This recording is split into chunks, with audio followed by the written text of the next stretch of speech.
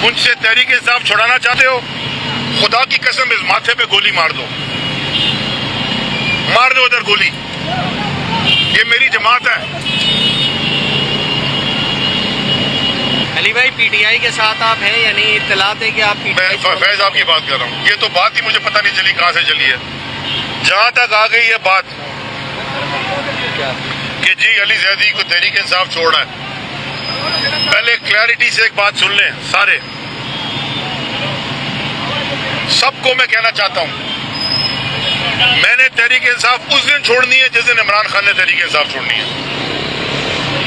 Clear हो जाए। अगर इमरान खान की जिंदगी में मुझसे तहरीक इंसाफ छुड़ाना चाहते हो, खुदा की कसम इस माथे पे गोली मार दो उधर गोली। ये मेरी जमात है।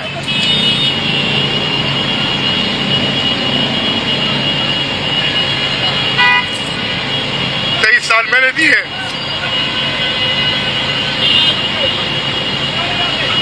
मुझे अफसोस इस बात का है कि हमारी पार्टी के अंदर से ये आवाजें निकालते हैं जो खुद नहीं करते कुछ, जो करते हैं उनको गिराने के लिए ये घटिया बातें करते हैं। कोई मुझे प्रेशर नहीं दे सकता पीटीआई छोड़ने का, कोई भी नहीं दे सकता। इमरान खान भी मुझे निकालेगा। मैं चौकीदारी का काम, मेरी जमात है, मैंने बनाई है। 23-24 साल दिए, सब कुछ दिया है।